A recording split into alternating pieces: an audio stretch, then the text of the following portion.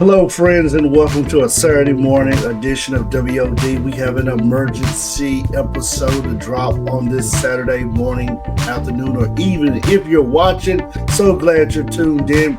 We had a great show planned for WOD this week. We had got a great letter from a good friend of mine, Mr. Jim Cornette, that we were going to discuss.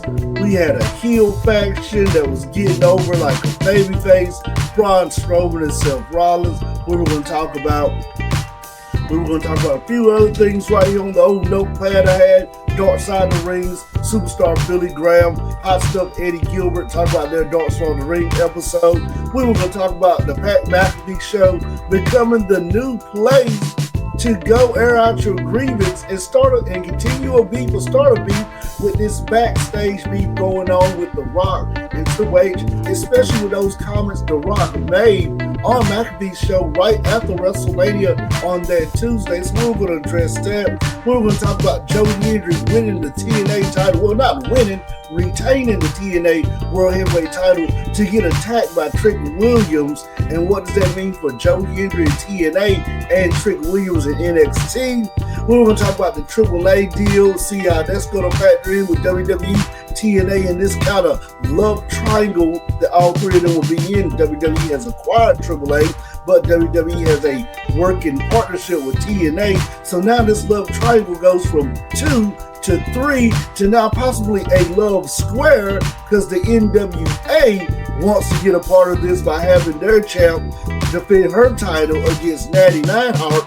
Of course, that 3 times fast this morning. Natty Neidhart on their show in Philadelphia, Pennsylvania. So we're going to talk about that. Pat McAfee's promo on Raw last Monday night, and of course, the call from the fans to push Karrion Kross. Had a jam-packed show, but I called the press and said, stop the presses, Mr. Press, because we had an emergency episode we need to drop. Because as you know, after WrestleMania season, the Monday night after WrestleMania, you'll probably get this list dropped on a Tuesday morning, but they went ahead and did the whole week. The Monday after Mania, the Friday night SmackDown after Mania, to start up the new season of WWE. So of course, with the new season, some people gotta go.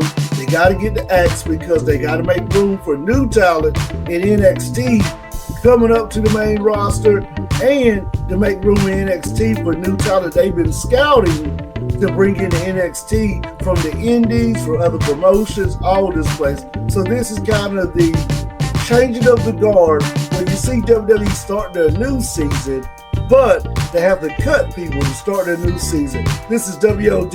We're going to go through all 15 people on WOD, and then we'll be ready for that episode next week. Maybe the press will slide in on like a Tuesday, Wednesday, Thursday, when we got an open slot. He'll slide an episode in. This is Shawn, WOD.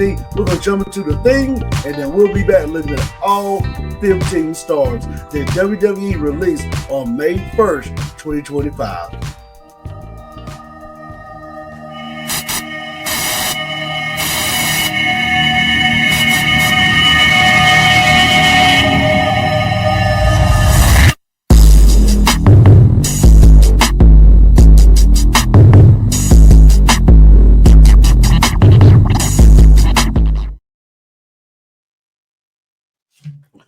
One thing about WrestleMania weekend, it ends old stories that's been brewing for a year or the past 3 to 6 months. It sets up new stories because Mania is pretty much the Super Bowl of wrestling to start the new season. So you either see new champs crowned, you have a Royal Rumble winner in the men's and women Royal Rumble who gets to challenge a heavyweight champ and mid-card champ. Never seen nobody do it for a tag champ, but that could be something you see done later on down the road, knowing WWE. But the main thing is you get the challenge for a singles title and start your new legacy if you win at Mania to become a Mania WrestleMania champion winner.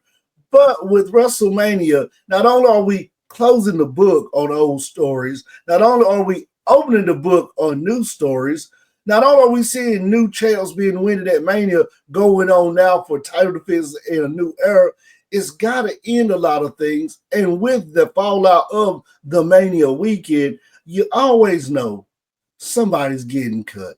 Somebody's going to get the axe. It's just the nature of the beast in the professional wrestling business, especially with WWE, when you're carrying so much talent in Monday Night Raw, Friday Night SmackDown, NXT, barring these times to be on the Speed Show on Twitter, main event, barring talent from NXT and from Mania, from SmackDown and Raw to be on the main event. So just after Mania, some people, just if they're not fit for the WWE new season, they get the cut. Or if WWE has not done nothing with them in the past 6 or 7 months, you see them fade off TV. WWE says, hey, we've been keeping you home for 6 or 7 months. We just not had nothing for you expiring for your character. So we're just going to keep you home from television, but still collect the paycheck. I mean, so what better job is that? You can sit at home, don't have to go to TV, and still get a check at the end of the month. Man, sign me up, WWE. Be glad to do it. But a lot of these 15 stars, some come as a shocker, some come as, okay, we saw it coming, and a lot come from NXT that I was like, these are people that I really thought WWE had some momentum going for them, and now you wake up on May the 2nd and see they're gone. Around 8, 9 at night. Well, around about 5 in the afternoon, you saw it. They were gone. So I'm going to start with my list. I know some big names, going to say those at the end. But we're going to start with maybe 2 big names that go into that NXT list of big names, then save the bigger ones that caught us all off guard at the end. And we're going to tell where we think that these stars can go after their 90-day non-compete clause has effectively come to a null and void status where they can go compete. I'm going to start with the Party Rockers. That's what I named these girls. Not the Midnight Rockers, not the Rockers, not the Rock and Roll Express, not the Midnight Express, not Jim Cornette's Midnight Express, not the Midnight Rockers, Jim Cornette, not the Midnight Rockers of the original Rockers in WWE, Marty Jannetty and Shawn Michaels, not the Rockers of WWE, Marty Jannetty, Shawn Michaels, not the Rock and Roll Express, Ricky Morton and Robert Gilson, but I call them the Party Rockers because WWE did good building these 2 young ladies up. They did very well, but WWE also dropped the ball after they won the tag titles. And the first one is Kaden Carter. This works. She's Raleigh. She's North Carolina. Raleigh girl. So, we love Carolina people who make it to the main stage of WWE, AEW, TNA, Ring of Honor, New Japan. We support our own because we say all the time, especially on this show, Carolina, the melting pot of wrestlers. She got released, and you kind of felt this coming because you didn't see her on TV no more. And I thought in the ring, she could really work very well. She was a very good worker in the ring, especially adapted, come from playing collegiate basketball for Shaw University out of Raleigh, North Carolina, where she is a Division II NCAA women's champ, to crossing over from there to going into WWE, being trained at that Team 3D Academy, going to the PC Center, and sharpening her skills to be a very good low mid-card person that you could use in that role when you need to get someone like a Chelsea Green over, or somebody like Naomi in this new form that Naomi's going to proceed with caution. If you need to get Naomi over with a couple of wins so that when she lost to Jay, she could build those wins back up, Kaden Carter was a good person to have around for that. You need that one person. You let them win a few tag titles. You let them go on a little singles run, lose some singles, come back, win a few tag matches. She was perfect at that. Same thing with Katana Chance. Both of them were perfect at. Katana Chance also, another one of those ladies, she was in the Party Rockers that got released. And I was real shocked on this one because both of them come from NCAA, crossed over. Kaden Carter crossed over from basketball. Katana Chance crossed over from being a gymnast. They had a lot going on. They were the first ever women's tag team to win the NXT women's tag title and the WWE tag title. So very shocked about this. Really thought both of them could hang around because it's always room for ladies like this now. WWE's women's division right now with NXT steadily bringing people up. It is stacked to capacity, but you need 2 ladies like this that either can put a tag team over or can put a singles over in a singles match. You need somebody that can work that house show with Liv and Raquel, so you may not burn out a match of a Stephanie Valkyrie and I'm just throwing out Becky Lynch, even though they wouldn't team up. You wouldn't burn a team out like that. You wouldn't burn out a team of Stephanie Valkyrie and throw somebody else out, or any other lady. We'll say Jade Cargill, or burn out a Jade Cargill and a Tiffany Stratton, who we saw team up on SmackDown. You need a team like this. This one kind of sucks for WWE. Yes, their women's division is loaded, but they would have been very well fitted where there is a role and a place for them. Now, where I see them going, TNA. TNA, 90 days, they're going to TNA. This will be a great pickup for TNA. TNA needs some more women's tag division of a tag team in their division to help out with Ash by Elegance, who are the TNA Knockout World Tag Champs. So this will be a great pickup for TNA for both of these ladies. And once again, it'll give them a way to funnel back to WWE through the NXT TNA partnership. Now, next one, Cora Jade. She won the NXT tag titles with the prodigy Roxanne Perez. So much potential for this young lady. She's been on WWE NXT. She's been on WWE programming in dark matches. She's been on TNA in a crossover. So much potential for her that releasing her would be, I was shocked. Because Cora Jade is somebody who's been killing on NXT that I really thought was somebody that could hang around and make it through the almighty slash of cuts because of that rub of being a tag champ with the prodigy that she was doing good but singles run. Well, WWE released her, as we said. The women's division of NXT and WWE for the first time is truly stacked. Didn't see this one coming, just like with the Party Rockers, but could see her going to TNA or possibly testing the waters at AEW. AEW likes people who kind of had a good run in WWE to cross over to AEW. AEW's women's division right now is kind of staggered. Without Timeless Toni Storm, it's kind of staggered. And with a Mariah May who's flirting with the chance of possibly signing with NXT and WWE, this would be a good steal for AEW.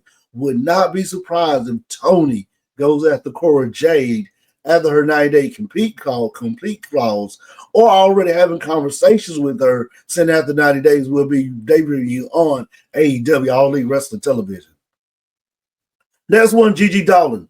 One half of Toxic Attraction with Mandy Rose and with Jared Jane.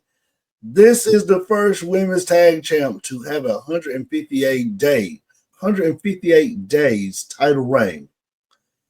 I'm shocked on Gigi because I like Gigi. I really like Gigi. Gigi's another one of those people. Yes, the division is stacked, but just like I said about the Party Rockers and Cora Jade, there was room for her in this division. I think sometimes WWE makes fast decisions and say, okay, we're not using this person on TV, or we've been using sporadically, so it's an easy cut for this person because the fan base miss this person. But the fan base kind of ticked off about this because there was a place for her on your roster that you could use Gigi. Gigi works great as a heel, and I like Gigi's heel work. Now, where do I see Gigi going with me saying that? She's going to TNA. TNA is going to get a very good pickup with Gigi on their programming. I can see this happening in 90 days that she'll be on the TNA roster over there with Indy Hartwell and a few other WWE ladies and NXT ladies on TNA. Gigi will definitely be headed to TNA to do some work over there and keep her momentum going. Eddie Thorpe. This one kind of comes out of the blue. Because I say without a good heel, there's no babyface.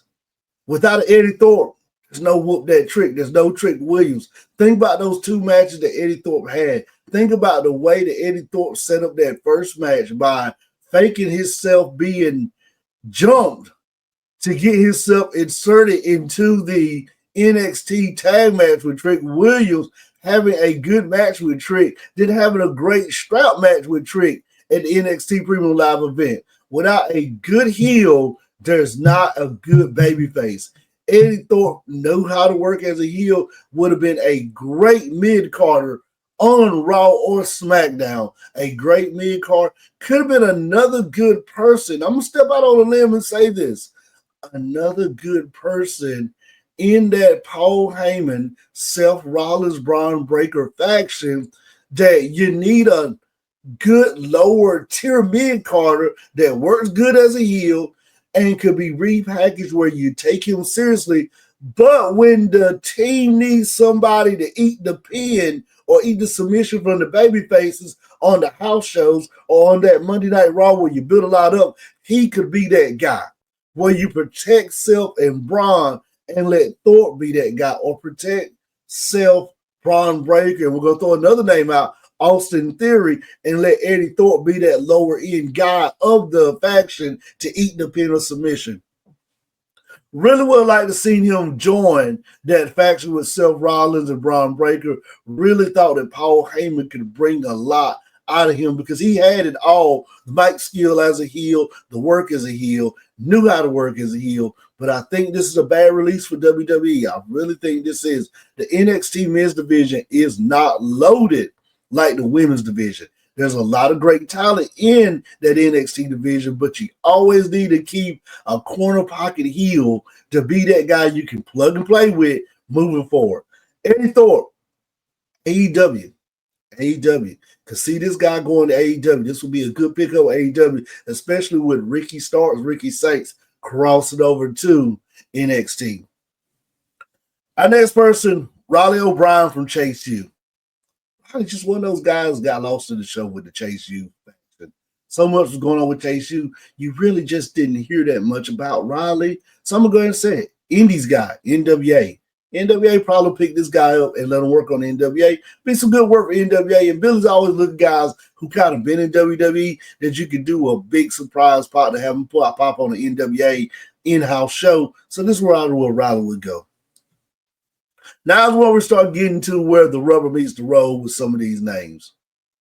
And these two kind of caught me off guard because we just did a mutual breakup on Tuesday night where I said, man, now they're going to not be a little four-man faction. They all kind of been working together in a tag or working singles, kind of doing their own thing. Now these four people in Meta 4 are going to now push the barriers of the wall by trying to test the waters in singles by themselves without the group. And even if it kind of falls to the wayside with one or two of them, you can bring them back to a two-man group to have to make the save on another person.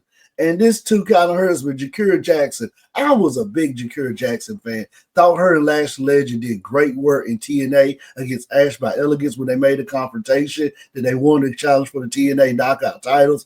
Did good in an NXT tag team title match. Did good in a WWE tag team title match against Liv and Raquel. Really thought both of them had some. Now, we know Lash Legend. They're setting her up to go for a singles run. They're setting her up for the Bianca Belair match. They're setting her up for a good Jade Cargill match. They're setting her up for a good Nia Jax match. They're setting her up for a good Liv Morgan match, Raquel Rodriguez match. They're setting her up for that. We know that.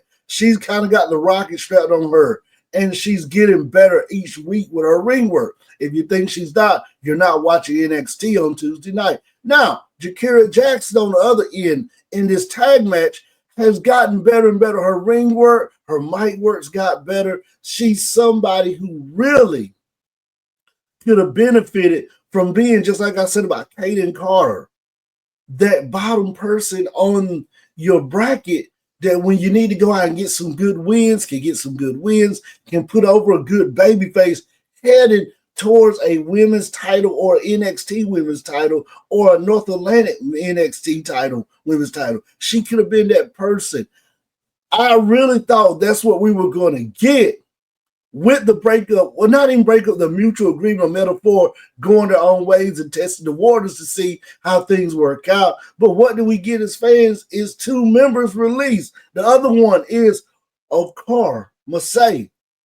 Another guy, NXT former UK champ, works that UK strong style, did good in Meta 4. Thought that he would definitely get his breakout where you can see him now kind of becoming a guy that could give Ricky Starks or Ricky Saints a threat with the NXT Mid-Atlantic title, but now he's gone. Another person you could have used that role where him and Ricky could have probably had some good hot matches over the spring and summer and gave Ricky some good title wins. You know, 2 good matches with him on 2 Stand-In Delivers or NXT, another premium live event. The Great American Bash NXT coming up. Could have gave Ricky a good win and made him look good because the guy can work. He works that UK strong style. Both of them are gone now. Where do I see them going? This is big. Masai, AEW, Jakira Jackson, TNA. Metaphor won't be Metaphor no more. It will be a Meta 3 because Jakira Jackson will be in TNA and Masai will go to AEW. Good pickup for AEW. You need some mid-card guys in AEW. Right now, the mid-card is not where it used to be. You need somebody who can go after that TNT mid-card title. This is the guy right here that you can plug and play with. Ricochet needs somebody for some good matches over there to work in that mid-card. This is the guy. Now, before we start going over to some more bigger names, we got 3 more guys over here at NXT that got the cut. You got Javar Burnell. He's married to Tatum Paxley, so I think he could be back in TNA. They're going to try to find a way to get him back to WWE. Most times, well, we see with Chelsea Green and Matt Cardina, Zack Ryder, that WWE kind of likes. They're good with letting these guys come back and be with their wives on the road, go to shows, be backstage without working. So this is somebody you probably could see not on WWE TV no more if WWE does not sign them back to NXT, but sending a lot of Twitter, Instagram photos backstage at WWE. Then you got the Wolfgang, Gus, Joe Coffey, Mike Coffey.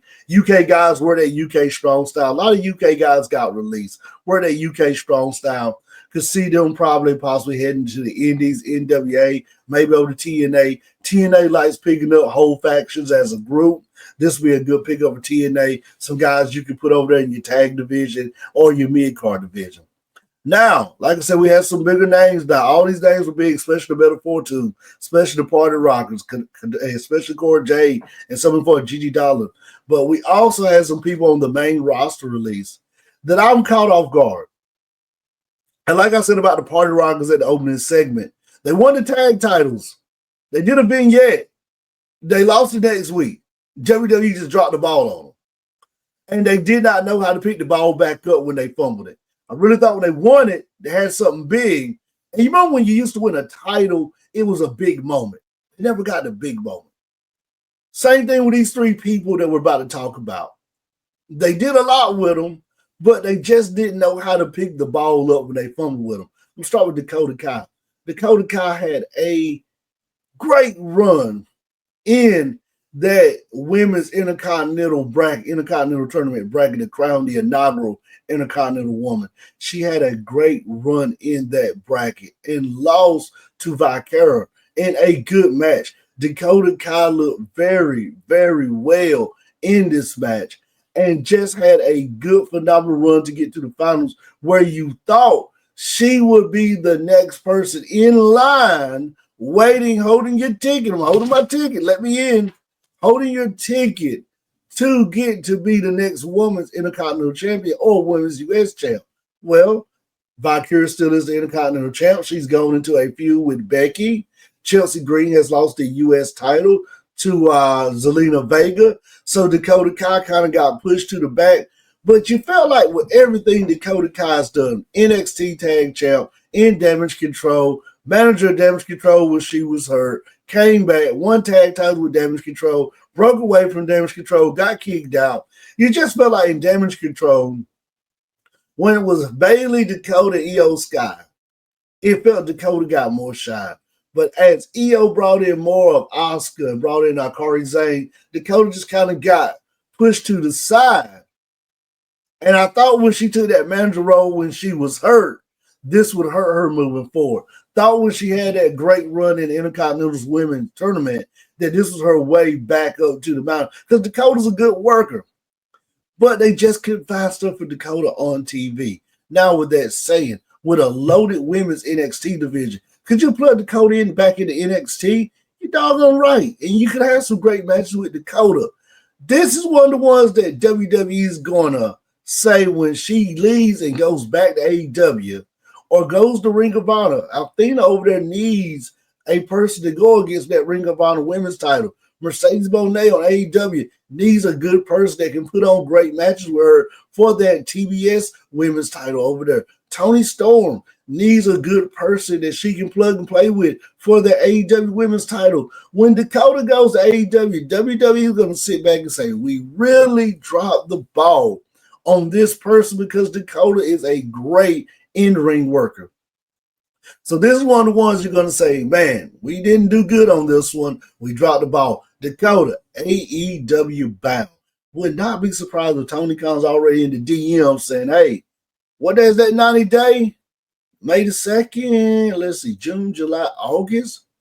Hey, would you like to debut on Dynamite in August? Let's start working the deal out. Definitely can see her at AEW in August debuting. Next one, Shayna Baszler.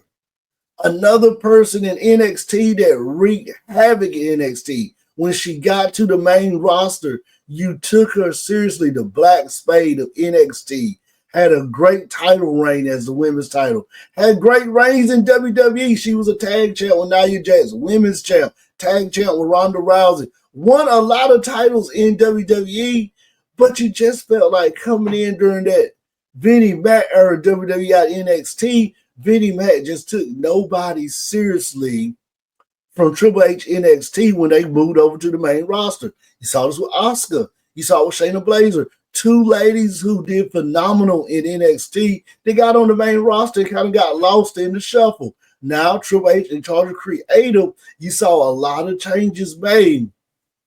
Shayna's someone who could just stay around. You need somebody who could be a Zelina Vega and be taken seriously as a heel champ. That's what they could do. Could be a Lara Valkyrie and be taken seriously as a heel champ. Could be the Tiffany Stratton, the WWE Women's Champ, and be taken seriously. She could be somebody who's a good transitional champ when you say, okay, we got a babyface with the title, but we got this other babyface, Bianca's. She's blowing back up. People want Bianca. Let's go put the title on Shayna. Have Bianca beat Shayna. Let Shayna hold it about for 3 to 4 months. Have Bianca beat her, and it's no hurt to Tiffany, nobody else. That's the type of work that Shayna Baszler can do. She can be taken seriously as a heel champ. I think WWE really dropped the ball. Shayna Baszler, TNA, very soon. TNA will pick her up, and she will be a force to reckon with in that Knockouts women's division as the TNA World Knockout Women's Champ. Now, last one, Braun Strowman. This is Braun's second time hitting the chopping block. A lot of these people, this is their first time hitting the chopping block. This is Braun's second time. Braun Strowman always finds a way to get back to WWE. WWE releases him, and then they need him to come back because they have another great, big, super heavyweight heel that they need Braun to put over. This kind of shows you two things. One, Bronson Reed, from that ankle injury that he suffered at War Games, is kind of getting ready to come back. Number one, it shows you that. So you probably get Otis first because now Otis can take that role that Braun Strowman had. Number two, Strowman's just a good guy. WWE Heavyweight Champ, WWE World Champ. He's been tag champs with Nicholas. Get these hands. He's had a great run in WWE, and he's one of these guys always finds his way back to WWE. Always finds his way back. He's released his second time. I think he finds his way back over the next 2 to 3 months, and he's back in WWE because Strowman, there's always a place for a guy like him. Typical WWE booking when you got a big heel like a Bronson Reed that's tearing, wreaking havoc. You can't put him against Jacob Fatu because he just teamed with Jacob Fatu.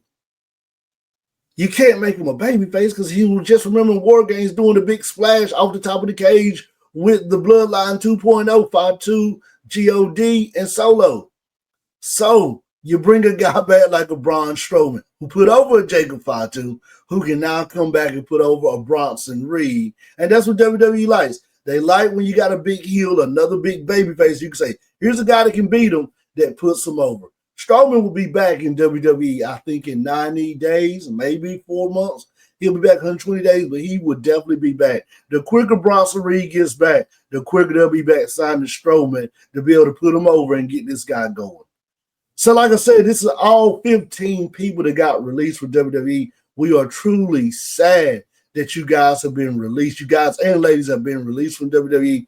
But we know that there's other promotions out there, whether it's AEW, TNA, Ring of Honor, NWA, New Japan, Shine, MLW, all the indie shows that we watch, Reality Wrestling with Booker T, all of that stuff. It's so much more out there on the indies that a lot of these people will not be unemployed for 90 days, because after that 90 day, a lot of these people will be headed and debuting on new television program, new YouTube program. It's so many ways to be debuted now. You can watch cable syndicated TV. You can watch a lot of wrestling on YouTube now. It's just everywhere now. They got streaming apps to watch wrestling for different promotions now. So a lot of these people will not be out of work. A lot of them will be working after this 90-day complete clause that they have to do for WWE, where they have to sit down these 90 days. Then they can go compete in another corporation or company for wrestling. This is Shawn. This is WOD. To all that got released, best wishes to you. We'll definitely be seeing you on the indies and other promotions in the future. This is Shawn, WOD, and we are out.